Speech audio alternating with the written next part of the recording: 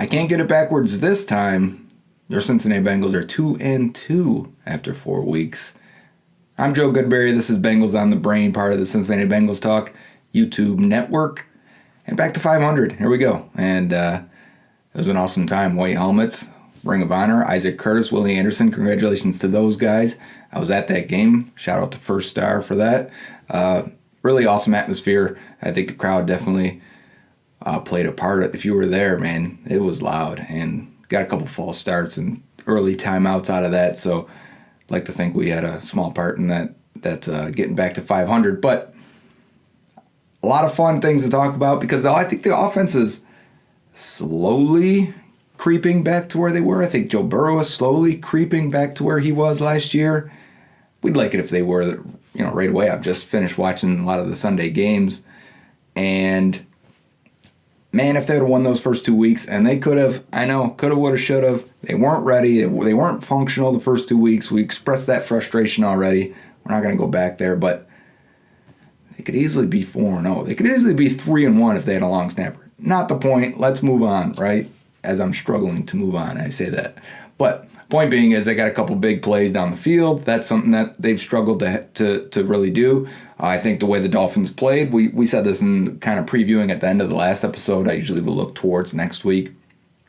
But we saw the way the Dolphins played, right? We kind of talked about how they like to blitz a lot, play cover zero, or at least show it. They blitzed Josh Allen so many times. We expected that. We didn't get as many blitzes as I thought we might get. We got more cover two, and they just didn't straight up play it. They did like an inverted cover two. We even got a whole bunch of plays, man, where they were like, let's just shade this safety over to Jamar Chase. Not just shade. Let's run this guy over to Jamar Chase's side. We are not letting a ball get completed over there. And we're going to leave their number one corner, Xavier Howard, on T. Higgins, which, fine plan. This is something defenses do all across the league, but today's NFL, man, I'm not... Top 10 corners can't cover the top 10 receivers. And last 2 weeks, man, T. Higgins looks like a top 10 receiver for sure. And if that's how it's going to have to be, if you play fantasy, or if you have to pick between the two, Jamar Chase or T. Higgins, production-wise, I think we're looking at Higgins for a while until defenses want to adjust. And again, I think it's going to be once you play more cover two teams, it's going to be harder again on the Bengals offense. I still think they struggle with it at times, especially because they can't run the ball very well at all. And a lot of that is Joe Mixon. We're going to talk about that too. Or maybe we just talk about it now because I think it's a big story. I ended up not doing any clips or pictures of it. I think it was covered pretty well. Other websites have picked it up. The guy who did the original thread on Reddit, which maybe we'll put a link down below because it was comprehensive. It did it all. But the idea of it is, and the question we're a lot of analysts that cover the Bengals are getting is Joe Mixon tipping plays on accident? When you look at pass plays, he's up in pass protection, so his hands are much higher on his thigh pads, and he's scanning the field. When it's a run play, he is down, he is hunched over, and he is ready to read his blocks.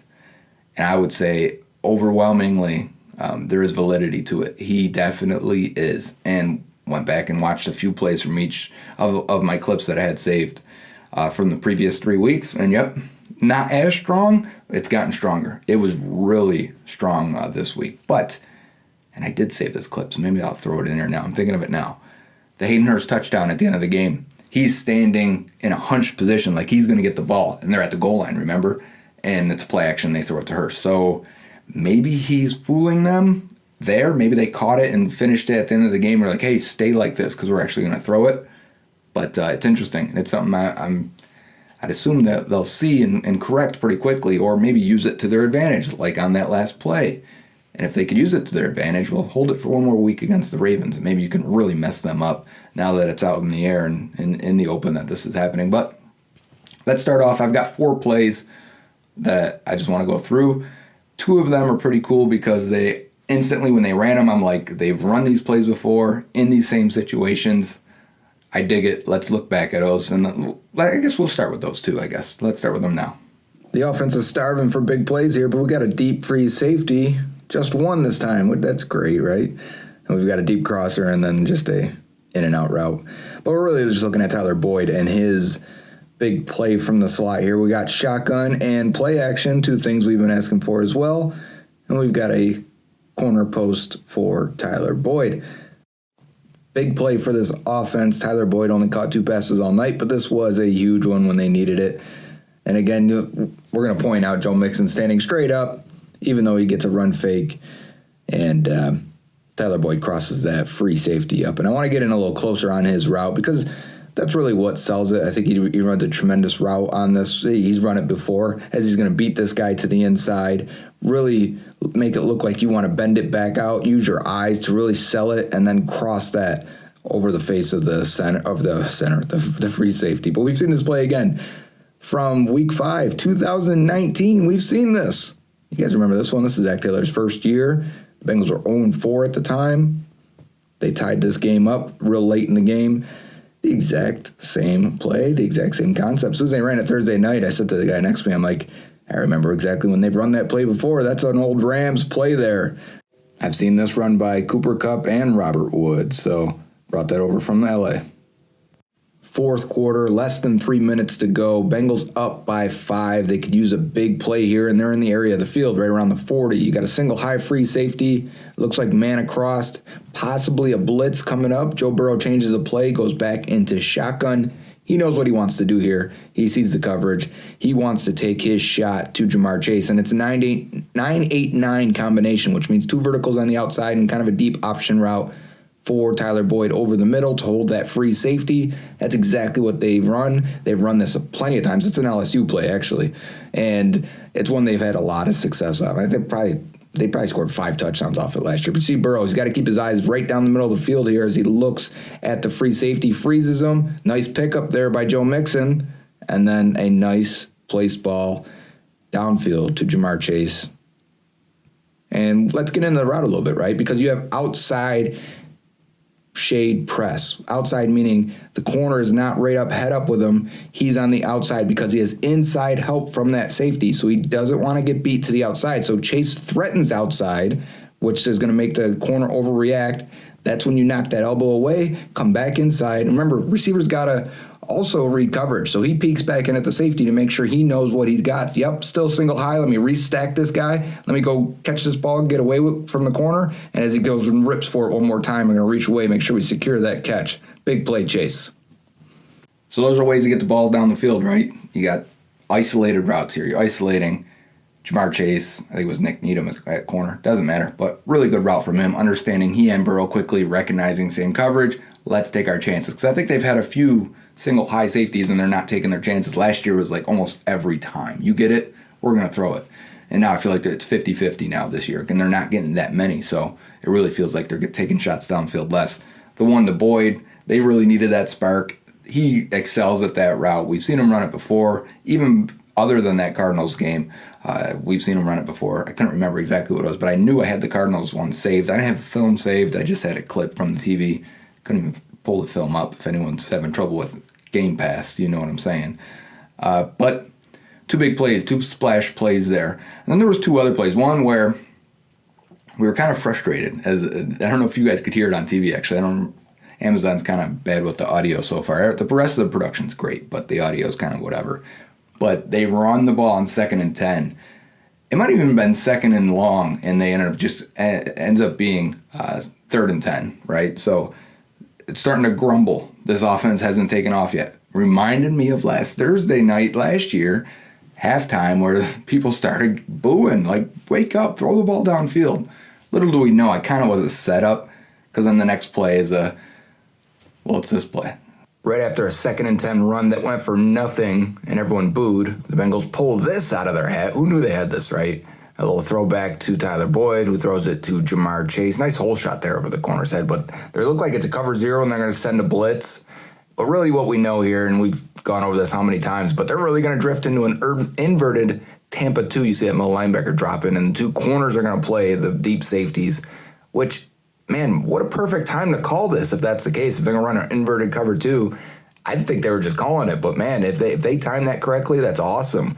But watch how they look like they're going to block here. Both guys, how they kind of sidestep, and the DBs just run upfield. Perfectly timed by Jamar Chase to sprint forward, wide open. That's a nice play, man. I'm glad they pulled it out when they did because we were getting frustrated. We've seen Tyler Boyd throw a pass before, I think a few times. But Real good job there. So Boyd, who doesn't have a big receiving day, right? Had a big splash play, had a nice third down conversion, gets a nice pass to Jamar Chase and helps spring Chase a little bit because he was also having a slow day up until that point. That's a good play for the wondering of how creative they are, right? Because I think that sneaks up a lot because I even think analysts, when they watch the Bengals offense, they don't create easy throws. They don't create a lot of like, okay, this play works or this design works or this scheme works and we can run 5 or 6 different plays off of it and get easy plays for Burrow. So everything's not on his shoulders. He doesn't have to dissect and digest every single play out there. You want to give him some easy plays where he can just, it's just a play action dump off or screen that works, and it's just you're not constantly asked to play at such a peak level on 60 snaps. So the Bengals really don't have that. And this isn't that, but it at least shows there's some creativity and some trickeration that could work a little bit. They did have a pitch again on 4th and 1. That might have changed the game. Again, I feel like Zach said it after last week against the Jets where it was the Jamar Chase jet sweep. He could have picked any other play and it would have worked. There was actually a little bit more bodies inside this time. But again, you're not getting the blocking. The tight ends can't block this year at all. And I don't think you're wanting to pitch outside to them. If anything, pitch it weak side, right? Fake fullback or fake to P. Ryan, pitch to Mixon. We saw that twice on Sunday. Raiders did it and the Packers did it. Both got big gains on 3rd and short, 4th and short. And the difference was the mixed direction. It was the fake to the fullback, pitch to the running back, out in space to the weak side. I think if you want to do that, do that. But the Bengals were really good. Remember on 4th down last year? Last 2 years, really. They were, at one point, I want to say they were like 13 of 14. Were they even 14 of 14 at one point? Point being is they were really good for a stretch. And I feel like it was more passes than it was runs. I feel like you let Burrow dissect. If he doesn't like it, he can run for it. You give him a few options. And I was happy to see the one in this game. It was a 3rd and short. They needed the play. They're near I'm guessing now. I feel like it was midfield. Again, what I saw there versus on tape. Messing with my mind. I don't feel as strong this week. But point is, they run this play, and we've seen it before. And they've run it a few times, actually. This play that I'm going to show you here, I'm going to show you the play they run on Thursday night. I'm going to show you the one I instantly thought of that they had success on. So this is a concept they like in short yardage situations when you want Burrow to process. And this doesn't work if he's not processing as fast as he was. We talked about this after the first 2 weeks. We're like, yeah, he's just not. It's not as sharp, right? But this play shows the progress he's making and how quickly he's starting to bing, bing, bing, bing, bing. His eyes are just fully reading the field and get no check down. There's another play in this game, too. A couple of check downs where I'm like, he got to that check down way too quick. What's going on? And then I watched on tape and I'm like, oh, no, he went through his reads. He went, nope, okay, bang. And it all looks like one fluid motion. He's turning and throwing at the same time. And that's the LSU Burrow I remember. And that's when he was playing at his peak last year. He would do that consistently. We're getting a few plays now a game like it. So it's starting to ramp up for him. It's starting to get into shape. This play is a great example of that. Short yardage for the Bengals, 3rd, 4th downs, things they've struggled with lately, but they go to an old play that they've had for a while. I mean, they run a lot of these, but you've got a quick flat, then you got a corner route, and then you've got 2 shallow crosses or drags by the 2 tight ends. And this is out of your goal line package, so it's really just Jamar Chase, 1 wide receiver, and 3 tight ends out there. And they pick it up. Mitch Wilcox with a big play there. I thought he was going to run behind the first down for a second there, and then he made that guy miss. But watching it from the end zone, you really get to see how quickly Burrow goes through his progressions. No, that's not there. Number 2, that's not there. Let me quick look at the tight ends. He's not there. And the second guy, second tight end, 4th read. That's a full field read for Joe Burrow. And when you watch how fast he does it in real time, because that was slowed down there, you'll get a better appreciation for it. Bang, bang, bang, bang, get rid of it, and take a shot. Bang. First down. But we've seen this play before. Remember C.J. Uzomah, week 1. This is 4th and 1 in overtime versus the Vikings. It's just oppositely run this time, and this is going to go to the corner route because you'll see the receiver on the right side there who came in motion. That was a game winner. set up the Evan McPherson field goal. I've got nothing to show from the defense this week. They were lights out again. They've been given up 1 touchdown in 11 quarters. I should do more on them. I know. I think you're a defensive guy, and I feel like I am at my core. I'm just glossing over it. I mean, how did they play without DJ Reader? Who stepped up? Von Bell had 2 interceptions. There was a play where Logan Wilson scrapes over and gets that third and short stop. Key play in the moment. But BJ Hill, I almost called him BJ Reader because that's what it looked like. BJ Hill absolutely demolished Robert Hunt, was playing tremendous for the Dolphins, but absolutely kills him. And Logan Wilson makes the tackle, and he can't do it without it. And there's a lot of good plays in this game for these guys. And yeah, I could show them. Tell James, here's what you do. Excuse me. You send James Rapine a message, tell him double my salary, and I'll just do 1 offensive show, 1 defensive show, and that way we can focus on everything. That's how you do it. But the Bengals are 2-2, and follow me on Twitter at Joe Goodberry, just the way it sounds if you don't follow me. I posted a lot of other things, some funny stuff, I guess it's funny to me. I guess it's funny to maybe a couple people that would like it on Twitter, but like receivers running into each other. Just some glitches in the Bengals as they run down the field. La'el Collins getting run into his back because that's great. But the idea is that I post a lot of things on Twitter that I don't end up making the cut for this. There's a lot of plays that I find interesting or quirky or weird or relate back to other plays, or maybe it's part of a trend we're talking about or something we want to see. Or maybe it's just a hot topic, and so we go and look at third down packages or whatever the case may be. And that is third down that jogged me. This was one of the points I wanted to make up. As I'm wrapping the show, some people have already clicked off. But it seems like the offense waits for third down to bust out their plays that they like, right? Bust out the concepts that they're working on or they're creating or maybe developing throughout the year. Like they really go hard on their third down packages, red zone. You have these different segments and installs throughout the week and in camp and all, throughout the season. And I feel like they're really doing well with their third down packages. But I don't even want to get to third down. Like my mindset and concept is first, second down, first, second down, first, second down, first, second down. Like I'm watching the Chiefs Bucks right now. I'm watching the Chiefs, and their offense looks as good as it ever has. And it's first, second down, first, second down. If they get to third, I'm shocked. And it's third and short almost every time. So they can run everything in the playbook. The Bengals need to kind of have that mindset. It's like they're okay wasting a run play. And maybe it's only because they can't run right now that I feel this way. Like when you can't run or you're getting 2 yards or 3 yards, if you're lucky, then it feels like a waste of a down, right? It feels like you're just, but they want to establish it. They know Mixon can be good. It's part of gelling the offensive line is being able to run it together. That stuff helps, the guys next to you. So maybe that changes. But I feel like we've had this issue before in previous years with the Zach Taylor offense. Is just too okay with getting the third down. The best offenses in the league, the very best, are converting 50% of their third downs. That means 50% are punts or going forward on fourth. That's too much. I don't even want to get to third down. It's got to be more explosive. It's got to be a more efficient offense, and I think that's the ultimate goal. But I do think they have good third down packages right now. So I would like to see, don't wait for the trick play. Don't wait for third down for it. Don't wait for the concepts work and that you've been running for 3 years with this offense, 4 years even under Zach Taylor. And don't wait that far. Don't wait till the do or die situation to start using those. There was the catch that Chris Evans had versus the Jets. So he's in the slot to the right of Burrow. And it's a switch release, and depending on how the corner is covering him, he can either take it upfield or he can hook it underneath or come back underneath. And this was a third. I want to say this was the play that preceded the pitch to Jamar Chase that we talked about. But the corner had leverage over top, didn't get picked by the crossing or the split release, and he ends up coming back, catches it, gets hit, right?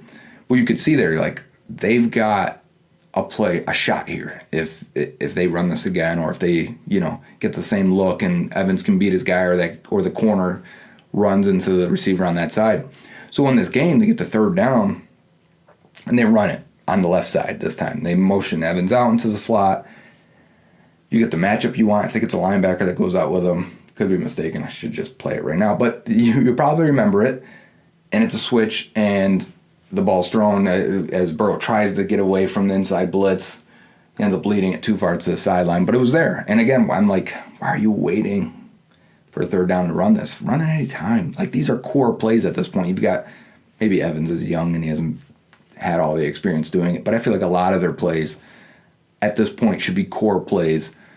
And then you expanding it crazy on third down, like the Tyler Boyd play that happened earlier. But that's the show this week. Big game versus the Ravens. I've now watched 3 Ravens games this year.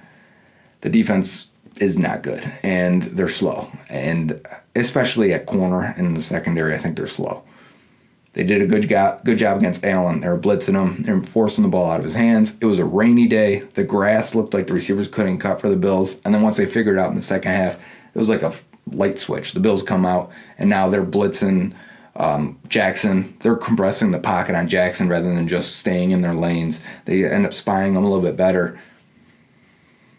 Bengals know how to play Jackson, right? We hope, we think, if we take last year and not the previous year, Jackson's playing well when he's on. So that'll be a big game. That might just be those two teams, because the Browns, if you look at their next 8 games, it's not pretty. It's really tough for them. That's their tough stretch. The Bengals are the last 8 games. Browns' tough stretches now.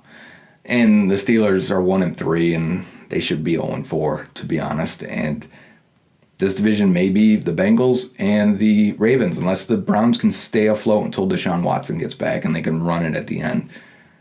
I'm not too confident in that happening. But, the division, everyone's 2-2, basically, other than the Steelers, who I don't think have a shot now.